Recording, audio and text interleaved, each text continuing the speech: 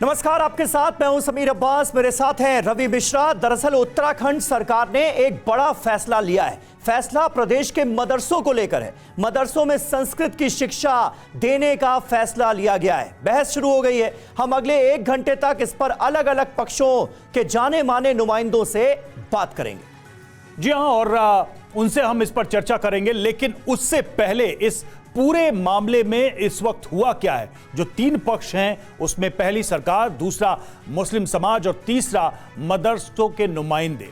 उनके सामने उठ रहे सवालों पर भी गौर करना जरूरी है। उन सवालों पर पहले एक नजर डाल लेते हैं कि वो क्या अहम सवाल है मदरसों में संस्कृत के ज्ञान को लेकर। तो देखिए, विवाद है और इसमें जो मौजूदा सवाल है वो है कि समय के साथ बदलाव में क्या परेशानी है, ये एक अहम सवाल है। और दूसरा, संस्कृत ही क्यों, ये समझाएंगे। सरकार का ये कहना है कि सरकार इस पर अपनी बात रखेगी। तो सरकार का ये तर्क है। मौलाना ये कह रहे हैं कि संस्कृत का विरोध या आधुनिक शिक्षा का विरोध, ये उनसे ये सवाल हो रहा है। और मुस्लिम समाज की बात अगर है तो उससे सवाल ये उठ रहा है कि समय के साथ बदलाव में क्या परेशानी है। तो संस्कृत को लेकर अलग अलग जो स्टेक होल्डर्स हैं उनके सामने ये अलग अलग सवाल है। बिल्कुल, और सरकार का तर्क यह भी कि सबको भरोसे में क्यों ना लें। मौलाना कह रहे हैं खुद को टारगेट करने का रंग इसे क्यों दिया जाए। मुस्लिम समाज का जहां तक सवाल है, बच्चों के भविष्य की चिंता क्यों नहीं, यह सवाल उठता है। वहीं सरकार का रुख स्मार्ट मदरसों में संस्कृत जरूरी है क्या, यह भी अपने आप में एक सवाल है। संदेह है तो तथ्यों पर बात क्यों ना करें, यह मौलानाओं का पक्ष है। वहीं मुस्लिम समाज का जहां तक सवाल है, धर्म की इमेज संकुचित क्यों बनने दें, यह सवाल उनके सामने भी है। और देखिए, उत्तराखंड के मदरसों में संस्कृत की पढ़ाई होगी। उत्तराखंड वक्फ बोर्ड ने यह फैसला लिया है। मदरसों में लागू किए जाएंगे एनसीईआरटी के पाठ्यक्रम। एनसीईआरटी सिलेबस लागू होगा। दूसरे विषयों के साथ साथ संस्कृत की शिक्षा भी दी जाएगी। मदरसों में अब अरबी भाषा के साथ साथ संस्कृत शिक्षा भी दी जाएगी। और देखिए, उत्तराखंड वक्फ बोर्ड के जो अध्यक्ष हैं शादाब शम्स, उनके पास मदरसों में बदलाव ये जो किए जा रहे हैं उसके पीछे के तर्क भी मौजूद हैं। आइए सुनते हैं। साथ संस्कृत भी पढ़ाएंगे। मेरे बच्चों को अब हर लैंग्वेज पढ़ने का अधिकार होगा। देवभूमि उत्तराखंड में संस्कृत नहीं पढ़ाई जाएगी तो कहाँ पढ़ाई जाएगी। मैं ये मानता हूँ कि अब वक्त आ गया है बदलने का, और अब समाज भी बदलने के लिए पूरी तरह से तैयार है। मैं ये कह सकता हूँ, ये मॉडर्न मदरसे जो मेरे युवा मुख्यमंत्री पुष्कर सिंह धामी जी का भी ड्रीम प्रोजेक्ट है, मैं ये कह सकता हूँ ये बहुत पॉजिटिव नोट की तरह आगे बढ़ रहे हैं। और लोग मुस्लिम बच्चे अब चाहते हैं कि अब उनको भी बेहतर शिक्षा मिले। एनसीईआरटी का सिलेबस हम अपने मदरसों में लागू करने जा रहे हैं, और मुझे पूर्ण विश्वास है कि आने वाला वक्त बेहतर होगा और लोग मिलकर एजुकेशन की तरफ कदम ताल करेंगे। तो सुना आपने संस्कृत को लेकर उसके पक्ष में क्या क्या तर्क दिए जा रहे हैं बोर्ड की तरफ से। और आइए देखते हैं कि उत्तराखंड वक्फ बोर्ड के प्लान में बड़ी बातें क्या हैं, जो बड़े फैक्टर्स हैं उसमें वो क्या है। तो मदरसों में संस्कृत का पाठ, इसको लेकर बड़ी बातें। मदरसों में एनसीईआरटी के पाठ्यक्रम को लागू किया जाएगा। तर्क है उत्तराखंड देवभूमि है, देवभूमि में संस्कृत नहीं पढ़ाई जाएगी तो कहां पढ़ाई जाएगी। दूसरे विषयों के साथ संस्कृत की शिक्षा भी दी जाएगी, ये कहा गया है। समीर। बिल्कुल, और मदरसों में अब अरबी भाषा के साथ साथ संस्कृत शिक्षा भी। तर्क ये कि उत्तराखंड देवभूमि है और यहां पर संस्कृत अगर नहीं पढ़ाई जाएगी तो कहां पढ़ाई जाएगी। सरकारी अनुदान वाले मदरसों के लिए यह योजना लागू होगी, यानी 117 मदरसे जो कि वक्फ बोर्ड के अंतर्गत आते हैं, वहां पर अब संस्कृत पढ़ाई जाएगी। नमाज होगी और नमाज के बाद कुरान की शिक्षा और फिर आधुनिक पढ़ाई होगी।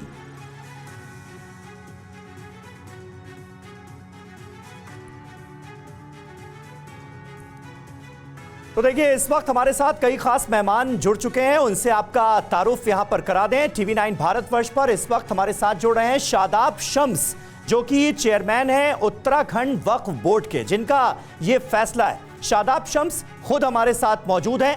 मौलाना नदीमुद्दीन जो कि मुस्लिम स्कॉलर हैं, वो हमारे साथ जुड़ेंगे। रजिया सुल्ताना, जिनका नाम पिछले दिनों खासा चर्चा में रहा, संस्कृत स्कॉलर हैं, संस्कृत से पीएचडी इन्होंने की है। उज़्मा आलम जो कि संयोजक हैं बंगाल मुस्लिम लॉ बोर्ड की, वो भी हमारे साथ मौजूद हैं। और अफजल अब्बास जो कि चेयरमैन हैं बिहार शिया वक्फ बोर्ड के, वो भी हमारे साथ इस वक्त जुड़ चुके हैं। लेकिन शादाब शम्स साहब, पहला सवाल मैं आपसे, जरूरत क्या महसूस हुई? क्योंकि देखिए, एक तो बात यह है कि मदरसों में जो बच्चे दीनी तालीम हासिल कर रहे हैं, उर्दू अरबी की पढ़ाई कर रहे हैं, मौलाना मुफ्ती बनने के लिए उनको दुनियावी तालीम भी हासिल कराई जाए, यानी बाकी सब्जेक्ट्स का ज्ञान भी दिया जाए। लेकिन संस्कृत के पीछे कोई खास वजह है क्या कि मदरसों के बच्चे संस्कृत भी पढ़ें? मैं इतना जरूर कहूंगा कि एक ईमानदार कोशिश है पुष्कर सिंह धामी जी की सरकार की वक्फ बोर्ड के माध्यम से, और इसमें कोई शक नहीं है कि अगर मेरे बच्चे संस्कृत पढ़ें तो क्यों ना पढ़े। मैंने कहा, अरब को अरबी पे नाज है, अंग्रेजों को अंग्रेजी पे नाज है, फ्रांस वाले लोग फ्रेंच को प्रमोट करते हैं। अब मुझे अगर अपनी संस्कृति से, अपनी भाषा बोली से प्रेम है तो मैं संस्कृत को प्रमोट क्यों ना करूं, मैं हिंदी भाषा में की बात क्यों ना करूं। और आखिरकार हम जब कहीं भी जाते हैं, मैं मुगल नहीं हूं, मैं अफगान नहीं हूं, मैं अरब नहीं हूं, मैं हिंदी हूं। तो जब मैं हिंदी हूं तो मेरी मातृभाषा हिंदी हो या संस्कृत हो, जो सारी भाषाओं की भाषा है, हमारे बच्चे उसे क्यों नहीं पढ़ सकते? इस पे कहीं से कहीं तक कोई विवाद नहीं होना चाहिए। हम सब कुछ पढ़ेंगे। हम ये कहते हैं, जब मेरा बच्चा पढ़ेगा, वो जब वो बायो पढ़ेगा तो अच्छा डॉक्टर बनेगा, वो फिजिक्स पढ़ेगा अच्छा इंजीनियर बनेगा, जब वो केमिस्ट्री पढ़ेगा अच्छा साइंटिस्ट बनेगा, जब वो संस्कृत पढ़ेगा तो अच्छा चतुर्वेदी बनेगा, सारे वेद का ज्ञाता बनेगा। और सब लोगों को जो आपसी क्लैशेस हैं, जो बेवजह के चीजें सामने आती हैं, वो सबको सामने लाएगा और बताएगा कि धर्म सिर्फ मानवता सिखाता है, प्रेम सिखाता है। नहीं, प्रेम की भाषा है। आप तो इस पूरे मामले का बहुत ही सरलीकरण कर रहे हैं। कहने का मतलब कि बहुत ही सपाट आपने कारण दिए, तर्क दिए, लेकिन लोगों का अलग अलग मानना है। मौलाना नदीमुद्दीन, आपसे मेरा यह सवाल है कि एक तरफ यह बात कही जा रही है कि भारत की जो भाषाएं हैं उसको क्यों न मदरसों में पढ़ाया जाए, दिक्कत क्या है? संस्कृत हो, हिंदी हो, इस धरती की भाषाएं हैं, उससे बच्चों को महरूम क्यों रखा जाए? आपका क्या तर्क है? आपको क्यों लगता है कि ये पढ़ाना सही है या नहीं है? आप इस किस तरफ जाना चाहेंगे? देखिए, हिंदू विश्वविद्यालय में बीएचयू में एक मुसलमान प्रोफेसर का अपॉइंटमेंट किया गया था संस्कृत पढ़ाने के लिए। कितना विरोध हुआ था उसका। बाद में उस प्रोफेसर को निकाल दिया गया, ये कह के निकाला गया कि एक मुसलमान संस्कृत कैसे पढ़ाता है। देश का बहुसंख्यक ही संस्कृत नहीं जानता है, और पता नहीं कौन साहब है, शायद आप पता नहीं मुझे। पूरे भारत में संस्कृत के सिर्फ 3 से 4 ही अखबार निकलते हैं। खुद वहाँ के सीएम के बेटे क्या संस्कृत पढ़े क्या? बहुसंख्यक में 90% ही लोग नहीं। अगर आपको ये नहीं पता है नदीमुद्दीन साहब की शादाब शम्स कौन है, तो मैं आपको बता दूं, ये उत्तराखंड वक्फ बोर्ड के चेयरमैन हैं, जिनका ये फैसला है, वो हमारे साथ मौजूद है। नहीं, ठीक है, मैं नहीं जानता था। अच्छा है, आपका शुक्रिया कि आपने मुझे ज्ञान दिला दिया, और सही है। जी। आपका भी शुक्रिया। मेरे कहने का मतलब ये है कि संस्कृत आप पढ़ाने की बात कर रहे हैं, यही उर्दू लैंग्वेज को जिहादी कह करके आप नजरअंदाज कर रहे हैं। तो मैं कहता हूं, अगर संस्कृत मदरसे में पढ़ाई जा रही तो सरकार ये घोषणा करे कि हर सरकारी स्कूल में उर्दू को भी पढ़ाया जाए। क्या उर्दू विदेशी जबान है? अब प्रधानमंत्री, हमारे माननीय प्रधानमंत्री अपनी संस्कृति को, अभी G20 का समिट हुआ है जिसकी वाहवाही हो रही। सुनिए, सऊदी अरब के शाह को अरबी में खिताब कर रहे हैं, उनका खैर मकदम किया जाए अरबी जबान में। सरकारी विद्यालयों में उर्दू की पढ़ाई का ऑप्शन तो रहता ही है। नहीं, कहाँ रहता है? कितने, देखिए, भाजपा के कितने लोगों ने उसको जिहादी जबान बोला है, क्या क्या बोला है भाजपा के लोगों ने। तो मैं कहता हूं कि क्या जरूरत आन पड़ गई कि आप अभी संस्कृत पढ़ा रहे हैं। मैं कहता हूं कि मैं किसी जबान का विरोध नहीं करता हूं। फिर उस प्रोफेसर का क्यों विरोध हुआ था? काशी विश्वविद्यालय से क्यों निकाला गया था? और योगी सरकार थी जब क्यों कार्रवाई नहीं की? तो मेरा मानना है कि ये सिर्फ वो क्या है, ये सब खुश करने के लिए अपने आकाओं को नया नया शगुफा मुस्लिम समाज में छोड़ रहे। शादाब शम्स साहब, ये कहीं एक शगुफा तो नहीं है? ये सवाल नदीमुद्दीन साहब ही नहीं, बहुत लोग उठा रहे हैं, क्योंकि ये कितना प्रैक्टिकल होगा, कितना व्यवहारिक है कि मदरसों के बच्चों को संस्कृत पढ़ाई जाए। ये एक बड़ा सवाल है, क्योंकि मुझे याद है 2017 में भी बाकायदा ये डिमांड उठी थी। उस वक्त मुख्यमंत्री थे त्रिवेंद्र सिंह रावत, जिन्होंने ये कहते हुए इस मांग को खारिज कर दिया था कि नहीं, मदरसों में संस्कृत पढ़ाए जाने की जरूरत नहीं है, क्योंकि ये बड़ा इम्प्रैक्टिकल है, अव्यवहारिक है। अब कैसे ये व्यवहारिक हो गया? बिल्कुल, आपने बहुत अच्छा प्रश्न पूछा। नदीमुद्दीन साहब जो बात कह रहे हैं, इनका शक जायज है, क्योंकि इन्होंने कांग्रेस को देखा, इन्होंने सपा को देखा, इन्होंने बसपा को देखा, इतना छल चुके हैं ये लोग कि इनको लगता है कि शायद अभी भी ये छले जा रहे होंगे। मैं समझ सकता हूँ, इनके दर्द का एहसास मुझे है। लेकिन मैं ये कह रहा हूँ, कहीं से तो ईमानदार कोशिश करके शुरुआत करनी पड़ेगी। और अगर आप ये कह रहे हैं कि मैं इनसे एक प्रश्न पूछ रहा हूँ, नदीमुद्दीन साहब से, बताइए इनको संस्कृत आती है? इन्होंने अपने स्कूल में संस्कृत पढ़ी थी कि नहीं पढ़ी थी? मुझे यकीन है इन्होंने पढ़ी होगी। जब आप पढ़ सकते हैं, तमाम अमीर मुसलमान उनके बच्चे पढ़ सकते हैं, तो मेरे गरीब का मुसलमान का बच्चा क्यों नहीं पढ़ सकता? और हम ये कह रहे हैं कि आज तक आपने जमीन पे बिठा के पढ़ाया है। हम उनका मॉडर्नाइजेशन कर रहे हैं। हमारे साथ अफजल अब्बास साहब भी जुड़े हैं, चेयरमैन बिहार शिया वक्फ बोर्ड के। आप क्या सोचते हैं? और जो ये तर्क दिया जा रहा है कि सरकारी स्कूलों में उर्दू क्यों नहीं पढ़ाई जाती, संस्कृत कौन कौन पढ़ता है? मुझे जहां तक जानकारी है, बिहार के स्कूलों में उर्दू भी पढ़ाई जाती है, संस्कृत भी पढ़ाया जाता है, बोर्ड तक सभी बच्चे पढ़ते हैं। तो अगर ये मदरसों में भी इंडक्ट किया जाता है तो इसमें क्या किसी को आपत्ति हो सकती है? क्या बुराई है? ज्ञान लेने में, भाषा का ज्ञान लेने में क्या विवाद और क्या विरोध? देखिए, शुक्रिया आप लोगों का, बहुत दिन के बाद से TV 9 भारत से जुड़े हम। मेरा ये कहना है कि इल्म हासिल करना है, कोई भी ज़बान हासिल की जा सकती है, उस पर किसी को एतराज़ नहीं है, एकदम क्लियर कट है। हम लोग भी बचपन में थे तो जब हमारे यहाँ उर्दू की पढ़ाई नहीं होती थी स्कूल में, तो हमने भी ऑप्शनल के तौर पर संस्कृत पढ़ा था, और एक आध शब्द याद भी आज भी है। तो ये इससे संस्कृत पढ़ने से मैं समझता कि हिंदुस्तान के किसी भी नागरिक को एतराज़ नहीं होना चाहिए। सवाल इसका नहीं है। सवाल ये है कि मदरसा, हर मदरसा हो या संस्कृत बोर्ड हो या संस्कृत विद्यालय हो, सबकी एक अलग नौयत होती है, सबका अलग आत्मा होती है। अगर आप मदरसे में अरबी की, फारसी की, पर्शियन की तालीम दी जाए तो एक उत्तराखंड वक्फ बोर्ड ने ये जो फैसला किया है मदरसों में संस्कृत पढ़ाए जाने का, इसका स्वागत आप करते हैं, ये होना चाहिए।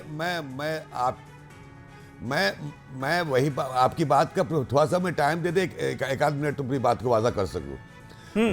हम लोग कोई भी हिंदुस्तान का नागरिक किसी भी लैंग्वेज को सीखने के लिए मना नहीं कर रहा, सीखना चाहिए, अच्छी बात है। मदरसा में आप मदरसा पे कंपेल करके किसी लैंग्वेज को पे पढ़ाने की करें तो कहीं ना कहीं आपके नीयत पे शक होता है। और आप बहुत हमदर्द हैं, आप बहुत। मैं आता हूं आपके पास। देखिए, इस बीच कुछ अहम तस्वीरें सामने आ रही हैं। यूपी के मुख्यमंत्री योगी आदित्यनाथ पहुंचे हुए हैं उज्जैन महाकाल के दर्शन करने के लिए, और इस वक्त गर्भगृह में उनकी मौजूदगी, पूजा अर्चना चल रही है पूरे विधि विधान के साथ। वो तस्वीरें हम आपको दिखा रहे हैं। यूपी के मुख्यमंत्री योगी आदित्यनाथ पहुंचे हुए हैं उज्जैन महाकाल के दर्शन करने के लिए, और दर्शन के बाद इस वक्त पूजा अर्चना करते हुए सीएम योगी आदित्यनाथ को आप देख सकते हैं। ये सीधी तस्वीरें उज्जैन महाकाल से।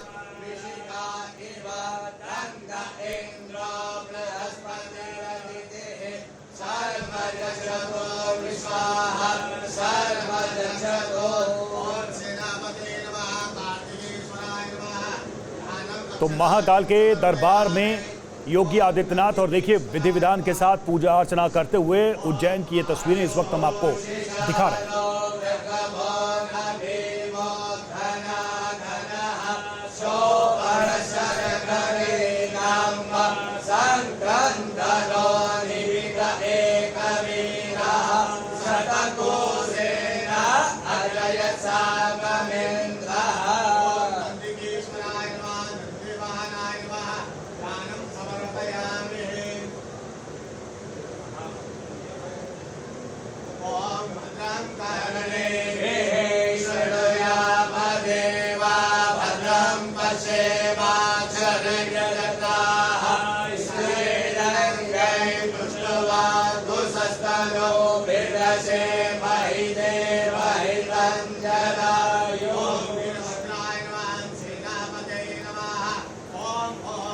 सीएम योगी आदित्यनाथ को आपने देखा, मध्य प्रदेश के दौरे पर हैं, उज्जैन पहुंचे हुए हैं, महाकाल मंदिर पहुंचे हुए हैं, और वहां पर दर्शन पूजन करते हुए ये तस्वीरें हमने आपको दिखाई। अफजल अब्बास साहब, मेरा सवाल आपसे यही था, आप भी बिहार शिया वक्फ बोर्ड को रिप्रेजेंट कर रहे हैं, चेयरपर्सन हैं उसके, मैं आपसे यह जानना चाहूंगा कि उत्तराखंड के वक्फ बोर्ड के इस फैसले को आप सपोर्ट करते हैं क्या? देखिए, अब मैंने कहा कि कोई भी लैंग्वेज सीखने के लिए किसी को बाध्य नहीं कीजिए आप। और जहां तक सवाल है कि जुबान सीखनी चाहिए, अच्छी बात है। आज के बच्चे जो है, देखिए बहुत सारे आप बच्चे जो अलग अलग लैंग्वेज सीख रहे हैं। और हमारे यहाँ भी, हम मुसलमानों में बहुत सारे संस्कृत के विद्वान लोग हैं। मेरे एक जानने वाले हैं, रिश्तेदार भी थे, शास्त्री थे। तो हम ही लैंग्वेज के सीखने में विरोधी नहीं है, लेकिन सवाल इस बात है कि मदरसा बोर्ड में ही क्यों? अगर संस्कृत को लाजिम पढ़ाना है तो और भी संस्थानें हैं, उसमें आप लाजिम करके दिखाइए, लाजमी तौर पर पढ़ाया जाए। शिशु मंदिर में क्यों नहीं आप, और भी स्कूलों में क्यों नहीं? तो ये कहीं ना कहीं इसका पॉलिटिकल बेनिफिट लेने के लिए कोशिश की जा रही है, ये दिखाने के लिए। आपका सवाल अपनी जगह दुरुस्त है, लेकिन एक बात होती है, शुरुआत कहीं से तो होगी, कहीं से तो शुरुआत होगी। उस्मा आलम हमारे साथ हैं इस वक्त, और देखिए वो तो बंगाल मुस्लिम लॉ बोर्ड हर वो तंजीम में, हर वो इदारे की कोऑर्डिनेटर है। ठीक है, उस्मा से एक सवाल ले लेते हैं। क्यों बना? उस्मा, आपका क्या ओपिनियन है? और अगर पर्शियन की तालीम हो, ठीक है उस्मा, आपका क्या ओपिनियन है? अगर संस्कृत को मदरसों में लाया जा रहा है, एक स्टेप बढ़ाया जा रहा है उत्तराखंड में, ये कहते हुए कि संस्कृत जो है अपनी भाषा है, इस मिट्टी की भाषा है, और यहाँ के बच्चे चाहे जिस भी मजहब के हों, उनको भी इसकी जानकारी, इसकी नॉलेज होनी चाहिए। आप इस पूरे इशू को कैसे देखती हैं? सही लगता है आपको या इसमें कुछ गलत लगता है? देखिए, सबसे पहले मैं जानना चाहूंगी कि संस्कृत पढ़ाया क्यों जा रहा है? क्या संस्कृत पढ़ने के बाद हमारे बच्चों को इक्वल अपॉर्चुनिटीज दी जाएंगी? उनको रोजगार में कोई अलग से कुछ अलाउंस उनको दिया जाएगा? उनके फ्यूचर करियर में क्या उनको संस्कृत सीखने से उनका कोई प्लस पॉइंट होगा? इन सब बातों को ध्यान में रखना होगा, क्योंकि जब हम किसी लैंग्वेज को पढ़ते हैं, एज ए लैंग्वेज अगर आप सिखाने के लिए कह रहे हैं तो ठीक है, आप संस्कृत लैंग्वेज सिखा सकते हैं। लेकिन अगर आप उसको कम्युनल एंगल दे रहे हैं कि मदरसे के बच्चे ही को सिखाना है, तो मैं कहूंगी पहले आप अपने बच्चों को संस्कृत लैंग्वेज सिखाइए ना।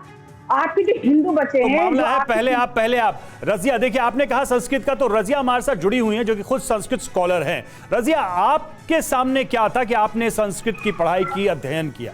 ये जो सवाल आज उठाए जा रहे हैं कि भाई आप पहले अपने यहाँ पढ़ाइए, हमें क्यों पढ़ाया जा रहा है, जबरदस्ती क्यों पढ़ाया जा रहा है, आप इसको कैसे देखती हैं? क्या मदरसों में या मुस्लिम समुदाय के बच्चों का संस्कृत पढ़ना सही नहीं है? मैंने तो दोनों लैंग्वेज सीखी है, उर्दू भी और संस्कृत भी। तो मेरा तो मानना है कि लैंग्वेज किसी धर्म से न जुड़ के सभी के लिए है कि आप जितना भी किसी लैंग्वेज को ज्यादा से ज्यादा जान पाएंगे, आपका ज्ञान उससे ज्यादा बढ़ेगा ही। किसी धर्म विशेष के लिए तो कोई ये नहीं है कि ये लैंग्वेज किसी धर्म विशेष के लिए। आप दोनों लैंग्वेज सीख सकते हो, बल्कि इससे तो और ज्यादा अच्छा होगा कि आप अपनी बात दूसरे के सामने ज्यादा बेहतर तरीके से रख सकते हैं अपनी। तो रजिया जी, आपको लगता है कि ये जो उत्तराखंड वक्फ बोर्ड का फैसला है मदरसों में संस्कृत भी पढ़ाने का, ये बहुत बढ़िया फैसला है? मतलब जो बच्चे संस्कृत पढ़ना चाहें वो पढ़ सकते हैं मदरसों में? जी बिल्कुल सर, मैं जो टीचर हूँ वो उर्दू टीचर हूँ, अपॉइंट हुई हुई, लेकिन संस्कृत भी मेरे लिए अच्छी लैंग्वेज है। और दोनों को पढ़ने के बाद लगता है कि कुछ चीजें हम उसमें से बहुत बेहतर तरीके से जान सकते हैं। जो लैंग्वेज हम जैसे उर्दू में है, हमें दूसरी अगर कोई चीज जाननी है तो हम दूसरी लैंग्वेज को पढ़ के तभी तो जान पाएंगे। खाली एक लैंग्वेज से आप नहीं कर सकते हो कि ठीक है, आप ये कह रहे हैं कि भाषाओं का जितना अच्छा ज्ञान हो और जितनी भाषाएं समझे जाने, उससे नॉलेज के नए दरवाजे खुलेंगे। और देखिए, कांग्रेस ने मदरसों में संस्कृत पढ़ाए जाने को लेकर सवाल उठाए हैं। कांग्रेस ने पूछा है केवल संस्कृत ही क्यों, फारसी, जर्मन, सारे ऑप्शन होने चाहिए। उत्तराखंड कांग्रेस के अध्यक्ष करण माहरा का बयान सामने।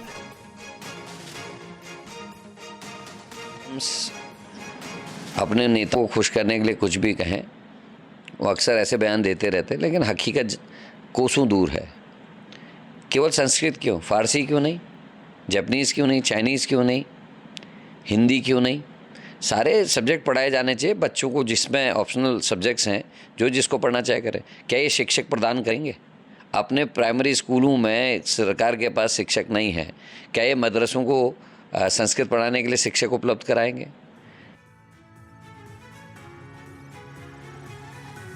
तो देखिए, धामी का ऑपरेशन मदरसा, इससे जुड़ी अहम जानकारी आपको दे दें। इसी साल फरवरी में मदरसों के सर्वे के लिए कमेटी बनाई गई। आसाम, यूपी के बाद मदरसों का सर्वे करने वाला तीसरा प्रदेश बना उत्तराखंड। राज्य में मदरसों की कुल संख्या 800 से 1000 के बीच है। स्टेट मदरसा शिक्षा बोर्ड से संबद्ध जो मदरसे हैं वो लगभग हैं 419। उत्तराखंड में मुस्लिम समुदाय की आबादी लगभग 14% है। हरिद्वार में मुस्लिम आबादी 34% है। उधम सिंह नगर में 22% है। और ऐसे में उत्तराखंड में ये जो फैसला लिया गया है मदरसों में संस्कृत पढ़ाने का, इसको लेकर कांग्रेस पार्टी अपने ही अंदाज में विरोध करती हुई भी नजर आ रही है। शादाब शम्स साहब, देखिए, इस फैसले को सियासी नुक्ते नजर से भी देखा जा रहा है और कांग्रेस पार्टी ने आपके फैसले पर सवाल भी उठाए हैं। मैं आपसे यह जानना चाह रहा हूं कि ये जो संस्कृत पढ़ाने की बात कही गई है, ये फैसला लिया गया है, ये क्या ऑप्शनल होगा? सिलेबस में संस्कृत भी एक पाठ्यक्रम में संस्कृत भी, तो मैं क्यों अपनी संस्कृत को ना पढ़ाऊं? सबसे पहली बात तो ये एक वो सिस्टम में आया है। मैंने कहा इनमें से जितने पैनलिस्ट बैठे इनसे पूछे किसने संस्कृत नहीं पढ़ी, सबने पढ़ी होगी, लेकिन गरीब का बच्चा पढ़ता है। नहीं, शादाब शम्स साहब, वो एक बात है कि जितनी भी लैंग्वेज आप जाने बहुत अच्छी बात है, और संस्कृत हमारी लैंग्वेज है उसका भी ज्ञान हो जाए तो और भी अच्छा है। लेकिन मदरसों में ज्यादातर बच्चे क्यों जाते हैं? वो जाते हैं मौलवी बनने के लिए, मुफ्ती बनने के लिए, और इसलिए उन्हें अरबी और उर्दू का ज्ञान जरूरी होता है। अब अरबी और उर्दू के साथ जो दीनी तालीम वो हासिल कर रहे हैं उसमें आप कह रहे हैं संस्कृत भी पढ़ना होगा, मतलब ये कंपलसरी है, ये ऑप्शनल नहीं है? बिल्कुल नहीं, बिल्कुल कंपलसरी रहेगा। मेरे बच्चे, मैंने कहा अभी मेरी एक बहन है रजिया जो अभी आपके सामने बोल रही थी, इन्होंने कुरान के 18 सिपारों को संस्कृत में लिखा है। सल्यूट है इस बहन को। ये मुस्लिम बेटियां हैं, इनको अगर आप इनके परों को खोल दे तो आसमान की बुलंदियों को छूना चाहती हैं। लेकिन कुछ लोग हैं अपने सियासी फायदे के लिए हमारा विरोध करने के लिए बैठ जाते हैं। उन्हें लगता है कि अगर मुस्लिम समाज पड़ गया तो इनके चुंगल से विरोध हो रहे हैं। और देखिए, मंशा को लेकर सवाल उठाए जा रहे हैं। नदीमुद्दीन साहब, ये एक मेरा सवाल है आपसे। एक तरफ तो बात कही जा रही है कि भाषाओं के माध्यम से जोड़ने की कोशिश हो रही है, ये जोड़ना नागवार क्यों गुजर रहा? अगर हम भाषा जानेंगे तो उसके माध्यम से अलग अलग नॉलेज के दरवाजे खुलेंगे, उससे किसी को क्या परहेज हो सकता है? संस्कृत भाषा मेरी या तुम्हारी नहीं, वो तो हमारी है भाषा, इस देश की, इस मिट्टी की है। देखिए, मौलाना साहब को एक कुछ बातें बताना चाह रहा हूँ। वो मुझे कह रहे हैं कि मैं कांग्रेस से हूँ, ये हूँ, वो छोड़िए, उनको उसका इल्म नहीं है कि मैं किससे हूँ। मैं ये बताना चाह रहा हूँ कि दारा शिकोह ने वेदों का ट्रांसलेशन किया था संस्कृत के, तो और डॉक्टर राही मासूम रजा ने पटकथा लिखा था महाभारत का और ये रामायण का। तो मैं ये नहीं कहता हूँ कि संस्कृत सीखना गलत है, मैं कहता हूँ कि मदरसों पे आप थोप क्यों रहे हैं? अगर तमाम जबानें सीखना जरूरी है तो उर्दू भी इसी देश की जबान है, क्यों आप शिशु मंदिर में लागू नहीं करते हैं? ये मदरसों की बात कर रहे हैं, मदरसों की बिल्डिंग नहीं है। आपका सवाल वाजिब है कि आप यहाँ लागू क्यों नहीं कर रहे हैं, वहां लागू क्यों नहीं कर रहे हैं, लेकिन सरकार के फैसले सरकार के होते हैं और इसी तरीके से सिस्टम में वो आते हैं, चाहे किसी भाषा को या किसी बुक को। मैं तो कह रहा हूं एक पुस्तक भी लागू करना हो तो सरकार की संस्थाएं ऐसे ही फैसला लेती है। मेरा सवाल सिंपल है आपसे, मेरा प्रश्न सुन लीजिए, मेरा प्रश्न बहुत सिंपल है कि भाई देश में लोगों को जोड़ने के लिए भाषाओं को अगर माध्यम बनाया जाता है, संस्कृतियों को और ज्यादा करीब लाने के लिए, तो इसमें क्या दिक्कत है? बिल्कुल दिक्कत है। अगर दूसरों की संस्कृति समझने के लिए अगर अरबी को लाजिम कर दिया जाए, हर जगह उर्दू को कर दिया जाए, तो आपको क्या नहीं? तो आप मांग रखिए, आप यही मांग वक्फ बोर्ड रख रहा हूं कि आप सामने आप मांग रख दीजिए। देखिए, वक्फ बोर्ड की हैसियत ही नहीं है, ये चरण चुंबक लोग हैं, इनसे मांग नहीं करता, मैं सरकार से मांग करता हूँ। ये अपने आकाओं को खुश करने के लिए शगुफा छोड़ देते हैं। ये इनके बच्चे खुद नहीं संस्कृत पढ़ते हैं, सीएम के बच्चे विदेश जाकर के पढ़ते हैं। अभी मैं बताऊं, कुछ लोग ये सरकारी मदारिस के हज करने गए थे यूपी में, उनकी तनख्वाहें नहीं मिली, 8-8 महीने से तनख्वाहें नहीं मिलती हैं। मॉडर्न एजुकेशन जरूरी है। मैं भी जो है अरबी से पीएचडी करके पॉलिटिकल साइंस से पीजी हूँ, मगर मैं ये कहता हूँ कि क्या जरूरत पड़ गई है आपको संस्कृत लागू करने की? शादाब शम्स साहब, एक आखिरी सवाल आपसे, ये सवाल उठ रहा है, सरस्वती शिशु मंदिर जो है वहां पर भी क्या उर्दू पढ़ाई जाएगी? उर्दू भी तो हमारे देश की जुबान है। वो ये सवाल पूछ रहे हैं। जवाब हाँ या दूंगा, ना? लेकिन जी मैं ये कह रहा हूँ नदीमुद्दीन जैसे लोग शायद ये दलाली करते हैं, राजनीतिक दलाली, और इसलिए इन लोगों को आपने ऐसा तो ये लगता है- राजनीतिक मेरी बात पूरी नहीं, ऐसा बयानबाजी नहीं करने चलेगा। लगे। ये मेरे बारे में ना, कुछ भी शादाब बोलेंगे, इनको शम्स साहब, सुनना मैं तो पड़ेगा। मुद्दे की मुझे बात एक मिनट कर रहा का था। समय दीजिएगा, मैं आपसे 1 मिनट का समय चाह रहा हूँ, 30 सेकंड्स का समय चाह रहा हूँ मैं। नहीं नदीमुद्दीन साहब इस तरह ना नदीमुद्दीन साहब इस तरह के अल्फाजों का इस्तेमाल करने की इजाजत बिल्कुल नहीं दी जाएगी, ना आपको ना शादाब शम्स साहब आपको। क्या करना है, ये ठेकेदार नहीं है मुसलमानों के, ये ठेकेदार नहीं है मुसलमानों के, इन्होंने बेड़ा गर्क कर दिया इस मुल्क का इस तरह के बयान देते देते, इनको परेशानी होती है। अरे आप कहिए, बताइए कौन सा हिंदू है जो शायरी नहीं करता? कितने शायर हैं जो उर्दू में शायरी करते? किसी ने पूछा शायरी उनसे की कि बात आप नहीं कर हिंदू रहा हूं। समाज से आते हैं, उर्दू बात में कर शायरी रहे क्यों कर रहे मंदिर में हैं? आपके उर्दू दिल क्यों क्यों दर्द हो जाता है नहीं, अगर मिलने शादाब की बात शम्स करते हैं साहब, तो? शादाब शम्स साहब, एक बड़ा सवाल जो पूछा गया यहां पर वो ये कि क्या जो सरस्वती शिशु मंदिर हैं उनमें उर्दू जबान भी पढ़ाई जाएगी? उर्दू भी तो हमारे देश की लैंग्वेज है। मैं कह रहा हूं किसी ने रोका है? कौन से हिंदू को रोक रहा है? मैंने कहा हिंदू बहुत सारे हमारे मित्र हैं जो उर्दू भाषा के बहुत अच्छे शायर हैं, कौन रोक रहा है?